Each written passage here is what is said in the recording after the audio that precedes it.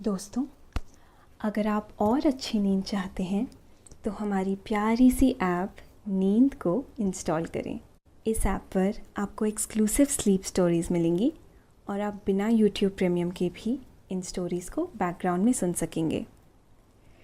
Install करने के लिए आप हमारी वेबसाइट नींद.ऐप पर ज़रूर आइए और अच्छी कहानियाँ, स्लीप म्यूज़िक, कुछ टिप्स सुनने के लिए इस चैनल को सब्सक्राइब कीजिए।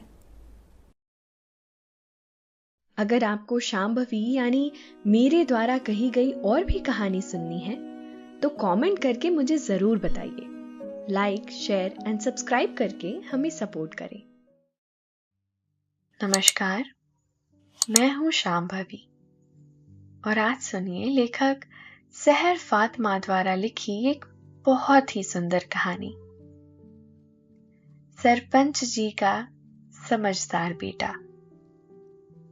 राघोपुर गांव का बाजार चौक आज शाम के इस वक्त गांव के ही लोगों से भरा पड़ा था। कोने में एक खटिया लगी थी जिस पर बैठे सरपंच जी हुक्के की टोंटी अपने मुंह से लगाए गहन चिंता में डूबे हुए थे। डूबते हुए सूरज की रोशनी में वहां मौजूद लोगों के चेहरे पर एक पिलाहट भरा साया था। छप्परों से निकलते हुए धुएं का गुबार इस बात का संकेत था कि रात के खाने के लिए घरों में चूल्हे सुलगा लिए गए हैं। हल्के हल्के काले बादल रह रहकर आसमान को ढांपने की कोशिश में थे, जिन पर नजर पड़ते ही गांव के मुखिया जी के मुंह से बरबस ही निकला। बिटुआ बता रहा था कि मौसम विभाग वालों ने 1-2 हफ्ते में ही भयंकर बारिश की संभावना बताई है। समय पर बारिश शुरू हो गई तो इस बार भी हमें सोना नदी के उफान मारते पानी से भर मौसम नुकसान झेलना पड़ेगा। ये सुनते ही हरिया किसान ने कहा, लेकिन मुखिया जी, हम लोग कर भी क्या सकते हैं? नेताजी को तो बोल बोल कर जबान में छाले पड़ गए, लेकिन उनके कान पर तो जू तक नहीं रेंगती। चौक पर ही दुकान चलाने वाले नत्थू हलवाई ने कहा, हमने तो भाई पिछले साल भी कहा था, अब भी कह रहे हैं, बांस की चचरी वाले पुल ही बना लेते हैं।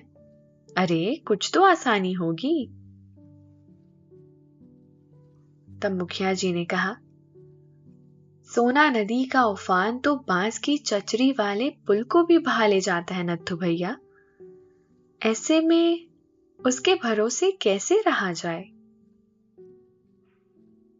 ये सुनकर वहां मौजूद सारे ही लोग आपस में बातें करने लगे।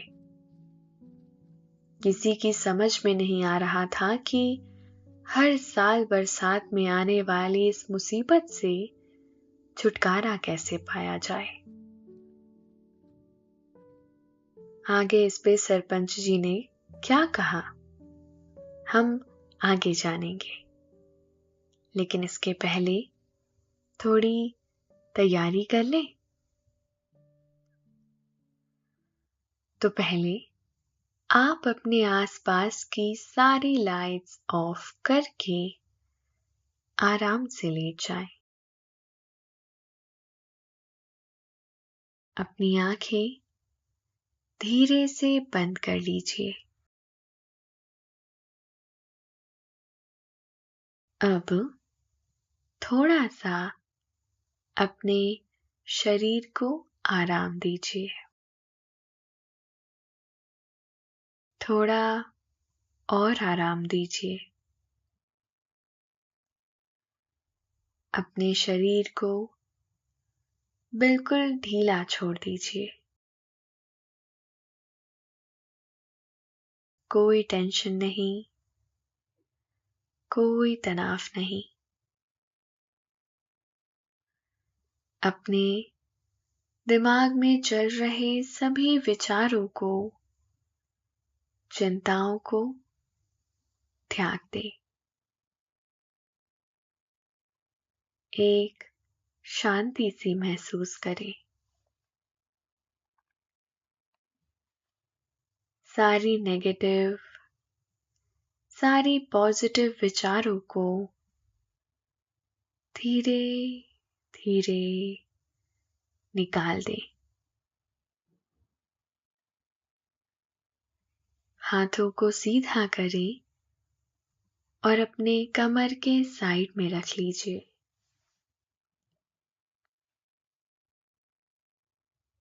अब अपनी सांस पर ध्यान लगाएं। इसको धीमे या तेज नहीं करना है।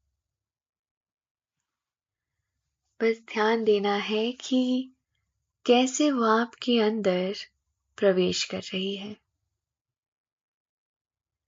और कैसे वो वापस आपके गले और नाक के माध्यम से वापस निकल रही है। आपका मन शांत, एकदम शांत होता जा रहा है। आप बहुत अच्छा महसूस कर रहे हैं। खुद को काफी हल्का फील कर रहे हैं। हर तरफ शांति है, सुकून है, खामोशी है। तो चलिए जानते हैं कि आगे इस कहानी में क्या हुआ। बरसात से छुटकारा पाने के लिए सरपंच जी ने एक युक्ति जोड़ी और कहा, मैं और मुखिया जी एक बार फिर कल नेताजी से मिलाते हैं।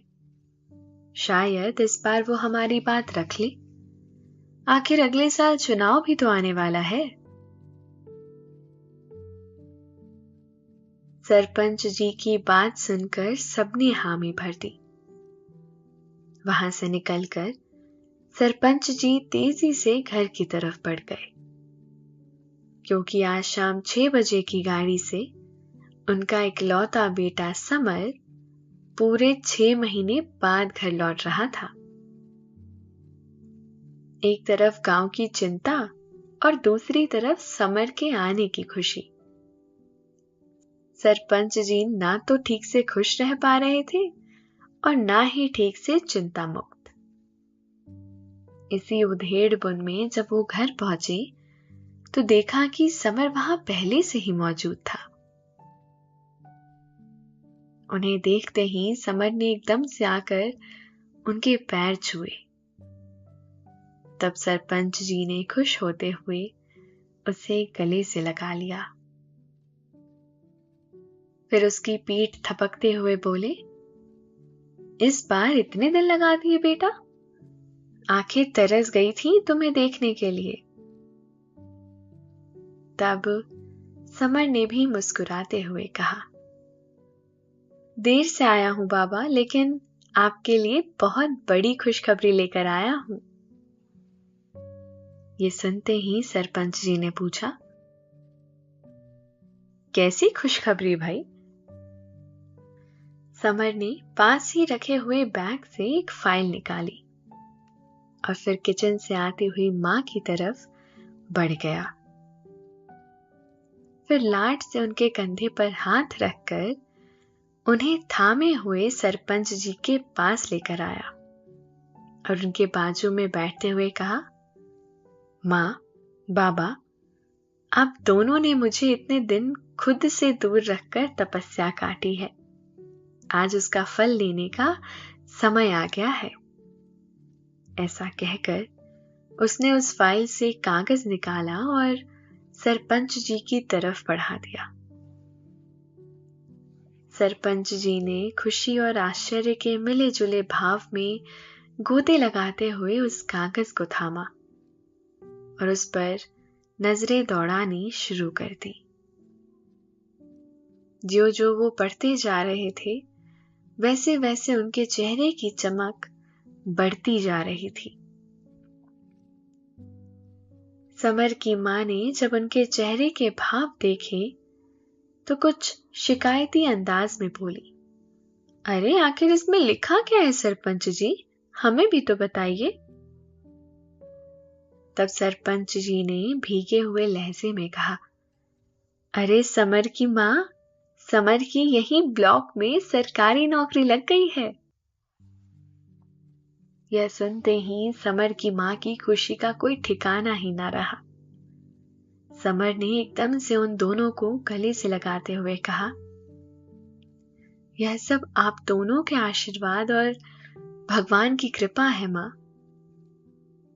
तब समर की मां ने कुछ शिकायती लहजे में कहा, लेकिन तूने इतने दिन से हमें बताया भी नहीं कि तू अपने गांव में ही नौकरी की कोशिश कर रहा है।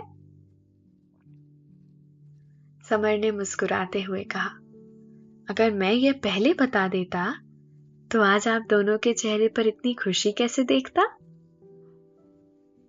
सरपंच जी ने यह सुनकर खुश होते हुए कहा, बेटा, आज तुमने मेरा सीना गर्व से चौड़ा कर दिया है। जहां आमतौर पर लड़के पढ़ लिख कर नौकरी के लिए विदेश और दूसरे बड़े शहरों का चुनाव कर लेते हैं, वहीं तुमने इस छोटे से गांव में नौकरी के लिए सोचा। आज तुम्हें दिए गए अपने संस्कारों पर मुझे बेहद गर्व हो रहा है बेटा। दोस्तों, अब से आप bed time stories, guided meditation, relaxing music, इन सब का आनंद नींद ऐप पर ही उठा सकते हैं। उसके बाद तीनों काफी देर तक एक दूसरे के साथ बातें करते रहे। समर की मां ने आज खूब अच्छे अच्छे पकवान बनाए। सरपंच जी भी काफी खुश थे।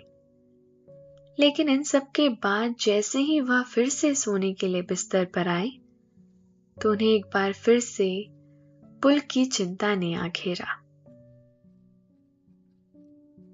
कुछ देर यूं फिक्र में बिता देने के बाद जैसे ही उन्होंने समर की मां को कमरे में आते हुए देखा, वैसे ही उन्होंने जल्दी से अपने चेहरे के भाव छुपा लिए और मन ही मन खुद को समझाते हुए कहा, ऐसे परेशान होने से क्या होगा, एक बार और नेताजी से ही बात करके देख लिया जाए।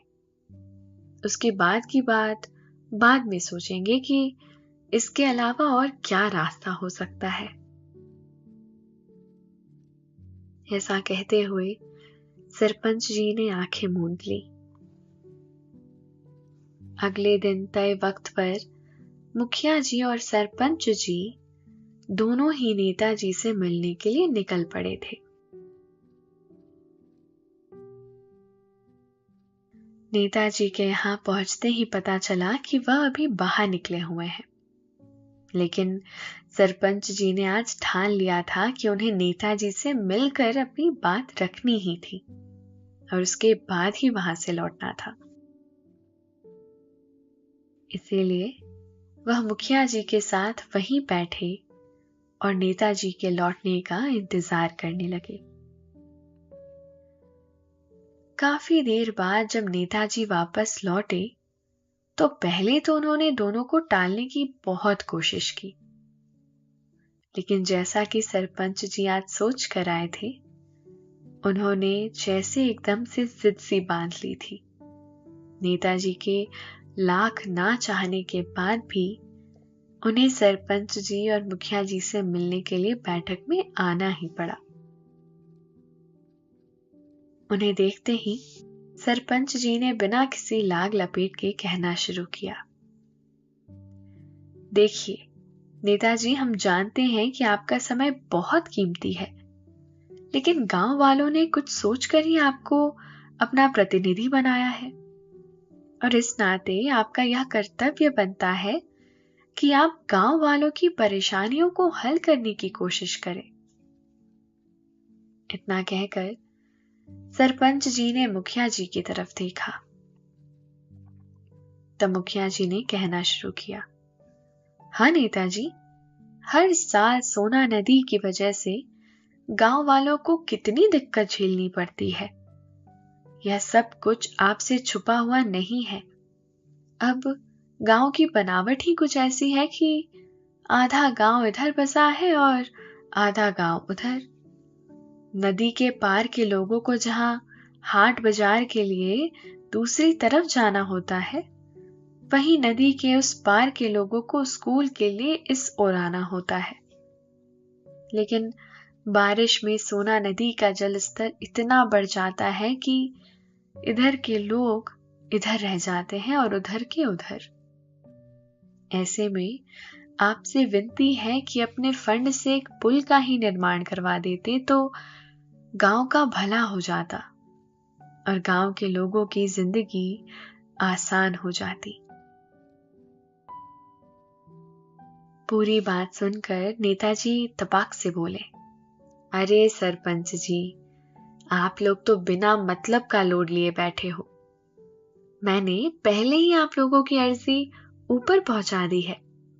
अब जैसे ही ऊपर से आदेश आएगा, पुल निर्माण शुरू हो जाएगा। अब आप लोग तो हथेली पर सरसों जमाए बैठे हैं। राजनीति का काम ऐसे नहीं होता कि मुंह से निकाला और पूरा हो गया। थोड़ा तो सब्र रखना पड़ेगा ना। नेताजी ने कुछ ऐसे अंदाज में कहा कि मुखिया जी और सरपंच जी से और कुछ भी कहते नहीं बना। दोनों उदास मन से वहां से लौट आए। गांव वालों के सामने उन्होंने कह तो दिया था कि वह इस बार नेताजी से पक्की बात करके आएंगे, लेकिन नेताजी के रवैये ने उन्हें समझा दिया कि यह बात ऐसे नहीं बनने वाली है। सरपंच जी और मुखिया जी दोनों ही बोझिल मन से वापस अपने घर लौट आए। समर अपने कमरे से निकला तो बाबा को हॉल में ऐसे अकेले और चिंता में डूबे हुए देखकर उनके पास आ बैठा। लेकिन सरपंच जी तो अपने ख्यालों में ऐसे डूबे थे कि उन्हें समर के आने का पता ही नहीं चला। समर ने जब बाबा को इतना परेशान देखा तो उनके कंधे पर हाथ रखकर बोला, बाबा, सब ठीक तो है ना? समर की आवाज सुनकर सरपंच जी जैसे चौंक से गए और फिर मुस्कुराते हुए कहा, हाँ, सब ठीक ही है। अब तुम मेरे पास आ गए हो तो आगे सब ठीक ही होगा। सरपंच जी की बात सुनकर समर अच्छी तरह से जान गया था कि बाबा के चेहरे के भाव उनके शब्दों का साथ नहीं दे रहे थे। उसने सरपंच जी के बगल में बैठते हुए पूछा, सच बताइए बाबा, मैं कल से देख रहा हूं कि आप काफी परेशान हैं। तब सरपंच जी ने कुछ सोचते हुए उसे पूरी बात कह सुनाई और फिर बोले, ऐसा है बेटा कि गांव का सरपंच होने के नाते यह मेरी जिम्मेदारी है कि मैं गांव के लोगों की यह बारिश वाली परेशानी दूर करूं। लेकिन मुझे यह समझ नहीं आ रहा कि यह सब कैसे होगा। पूरी बात सुनकर समर भी कुछ देर के लिए सोच में पड़ गया, लेकिन थोड़ी ही देर में जैसे अचानक से उसके चेहरे के भाव बदल गए और उसने कुछ खुश होते हुए कहा, मिल गया इस समस्या का समाधान। अब आपको परेशान होने की बिल्कुल जरूरत नहीं है बाबा। अब आप देखिए कि आपका यह समर कैसे गांव वालों की यह दिक्कत हल करता है।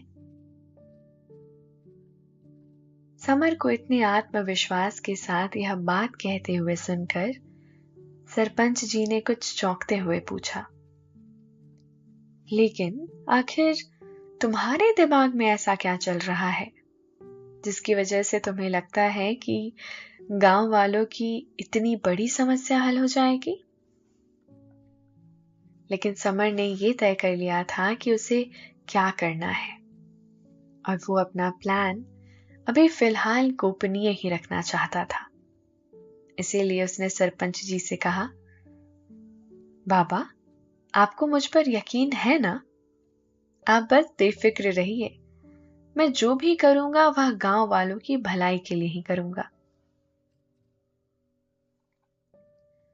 इतना कहकर अपना फोन उठाए वो बाहर बरामदे में आ गया, और फिर उसने फटाफट अपने जानने वाले दोस्तों को कॉल लगाकर उनसे बातें की और उन्हें अपना प्लान भी समझा दिया। कुछ देर बाद ही समर वापस सरपंच जी के पास था।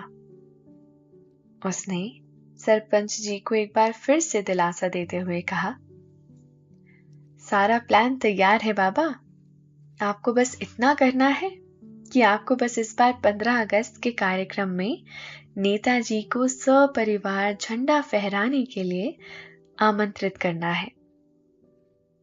बाकी का काम मैं और मेरे पत्रकार दोस्त संभाल लेंगे, और अब बस हमें भगवान से ये प्रार्थना करना है कि 15 अगस्त तक जमकर बारिश हो जाए।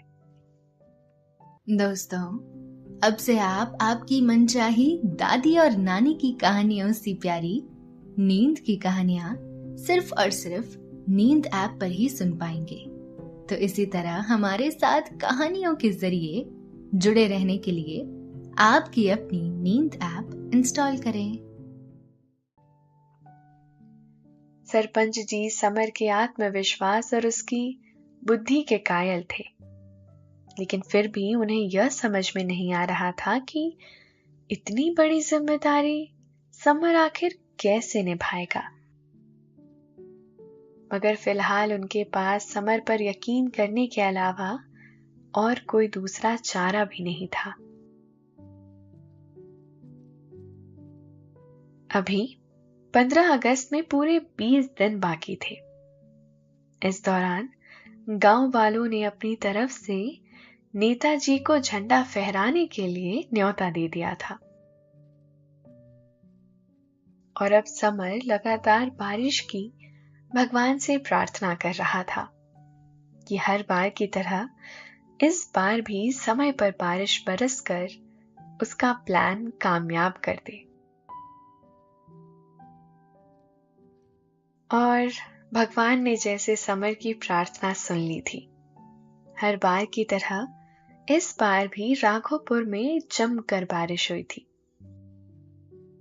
नतीजा यह हुआ कि 15 अगस्त आते आते एक बार फिर सोना नदी का पानी पूरी तरह से उफान पर था। 15 अगस्त के दिन नेताजी परिवार के साथ झंडा तोलन के लिए गांव में आ चुके थे। उधर समर ने अपने उन्हीं पत्रकार दोस्तों को बुला लिया जिनसे उसने पहले से इस कार्यक्रम को कवर करने की बात कर रखी थी, और वो काफी नामचीन मीडिया संस्थानों से जुड़े हुए थे। नेताजी सफेद झक कुर्ता पजामा पहने हुए जब गांव में पहुंचे तो ये सुनकर उनका दिमाग घूम गया कि झंडोत्तोलन का कार्यक्रम नदी के उस पार है, और यही समर का प्लान था। नेताजी को इस भयानक बारिश वाले मौसम में सोना नदी पार करवाना। जैसे ही नेताजी को यह बात पता चली, वैसे ही नेताजी ने अपने असिस्टेंट से कहकर यह कार्यक्रम स्थगित करवाने की बात की। लेकिन इतने बड़े बड़े मीडिया संस्थानों के पत्रकार की मौजूदगी में ऐसे अचानक से लौट जाना नेताजी के राजनीतिक एजेंडे को गलत ढंग से प्रस्तुत कर सकता था। इसीलिए नेताजी के असिस्टेंट ने उन्हें यह समझाया कि अभी अगर नेताजी यह कार्यक्रम ऐसे छोड़कर गए तो उनकी काफी किरकिरी हो सकती है, खासकर ये अगले इलेक्शन में भी उनका नुकसान कर सकता है। और तब जब विपक्ष के लोग इस घटना को अच्छे से भुना सकते हैं, इसीलिए उन्हें यह कार्यक्रम पूरा करके ही जाना होगा। थक हार कर नेताजी को उस पार जाने के लिए कदम बढ़ाना ही पड़ा। स्थानीय लोगों के द्वारा बनाई गई बांस की चचरी वाले पुल पर उनके और उनके परिवार वाले कदम रखते हुए खूब डर रहे थे। यहां तक कि नेताजी की पत्नी ने भी उन्हें इस बात के लिए खूब आंखें दिखाई। जैसे तैसे उस पार पहुंचकर नेताजी ने झंडोत्तोलन का काम पूरा तो कर दिया, लेकिन भाषण देते वक्त अचानक से समर के पत्रकार दोस्त ने उठकर उनसे सवाल किया, नेताजी, जैसे कि अभी इस तरफ आते हुए आपने भली भांति देखा कि यहां तक आने में आपको कितनी परेशानी का सामना करना पड़ा है, तो आशा करता हूं कि अब आपको गांव वालों की परेशानियों का अच्छे से अंदाजा हो चुका होगा। इस नाते अब क्या हम यह सब उम्मीद कर सकते हैं कि आप गांव वालों की परेशानी को समझते हुए उनके लिए अभी ही पुल के शिलान्यास की घोषणा कर देंगे? तभी विपक्ष के एक मजबूत पद वाले दूसरे नेता ने कहा, हाँ, आप लोग पूछ लीजिए। अगर नेताजी ये घोषणा नहीं कर पाए तो हमारी पार्टी ये घोषणा करवा देगी। जनता ने हमें अगले साल चुनाव में जितवाया तो 1 साल में पुल निर्माण की जिम्मेदारी हमारी पार्टी लेने के लिए तैयार है। अब नेताजी को काटो तो खून नहीं, इतना तो उन्हें समझ में आ चुका था कि अभी वह बुरी तरह से फेरे में पड़ चुके हैं। यही वजह थी कि वह चाहकर भी घोषणा से इनकार नहीं कर पाए। साथ ही उनके असिस्टेंट ने भी उन्हें यही इशारा करके कह दिया कि फिलहाल यहां घोषणा कर देना ही सही है। समर की सूझबूझ और समझदारी ने आज सरपंच जी के साथ साथ गांव वालों का भी सर गर्व से उठा दिया था। अब क्योंकि नेताजी खुद भी दिल से इतने बुरे नहीं थे, इसीलिए इतनी दिक्कतों के बाद यहां आकर उन्हें भी एहसास हो गया था कि वाकई गांव वालों को पुल की कितनी जरूरत है। इसीलिए उन्होंने भी वापस लौटते हुए यह मन ही मन तय कर लिया था कि इस बार वाकई गांव वालों की यह समस्या वह जरूर से हल कर देंगे। तो दोस्तों, इस कहानी से हमें यह शिक्षा मिलती है कि हम जब तक उस परिस्थिति में नहीं होते, तब तक हमें दूसरों के तकलीफ का अंदाजा नहीं होता। लेकिन साथ ही यह हमारा धर्म है कि जब हमें कोई जिम्मेदारी सौंपी जाए तो हम अपने कर्तव्य का पूरी निष्ठा के साथ पालन करें। आशा है ये कहानी आपको अच्छी लगी होगी और अब आप गहरी नींद में समाते जा रहे हैं। शुभ रात्रि।